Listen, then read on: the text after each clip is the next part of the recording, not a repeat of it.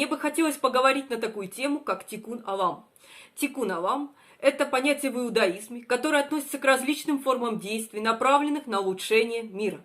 Также можно сказать, что тикун авам – это процесс исправления мира, потерявшего свою гармонию в результате швейрат килим, космической катастрофы, разбиения сосудов. Главным исполнителем служит Мессия, а инструментом – божественный свет.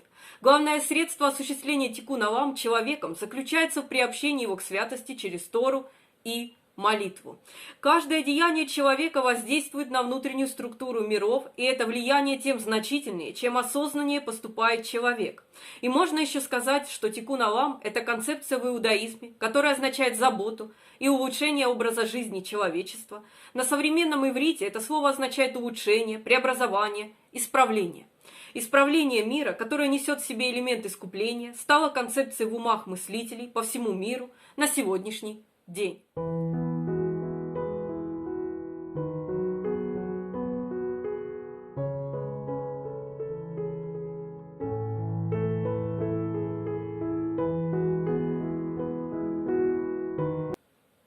На протяжении еврейской интеллектуальной истории тикун авам иногда упоминается в связи с эсхатологическими проблемами, а иногда в связи с практическими проблемами, но в любом контексте это относится к каким-то социальным изменениям или процессу, направленному на улучшение общества в целом. Маймонид писал: благодаря мудрости, которая представлена Торой, и возвышению характера, совершая добрые поступки и соблюдая заповеди Торы, человек постоянно вносит тикун авам в улучшение мира и упорядочение реальности. Однако он также рассматривал справедливость как фундаментальный компонент, как, например, когда он писал: каждый судья, который оценивает истину в ее глубочайшей истинности, даже на 1 час как будто полностью изменил весь мир.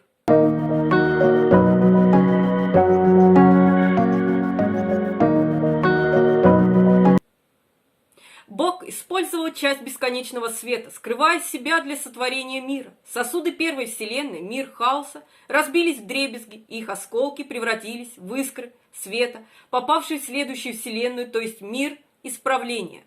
Молитва, особенно созерцание различных аспектов божественности, высвобождает эти искры Божьего света и позволяет им воссоединиться с сущностью Бога.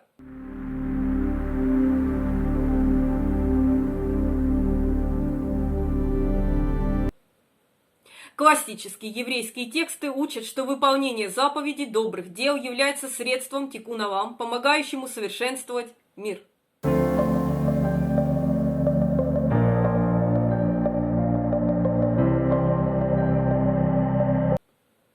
Цдака является центральной темой в иудаизме. Цдака используется для обозначения благотворительности. Также цдака – это средство, с помощью которого совершается тикун авам. Благотворительность является эффективным инструментом в осуществлении тикун авам, поскольку она поддерживает организации, которые непосредственно оказывают такие услуги.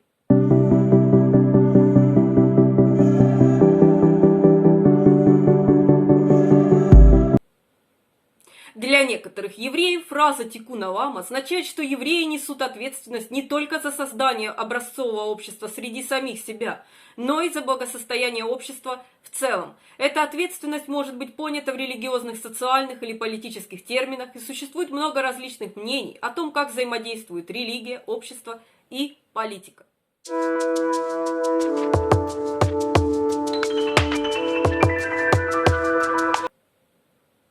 Существует мнение, что хотя воззрения тикун авам могут отражать смирение, вдумчивость и справедливость, они могут быть также отмечены высокомерием, чрезмерным рвением и несправедливостью. В общем, думаю, на этом все. Всего доброго.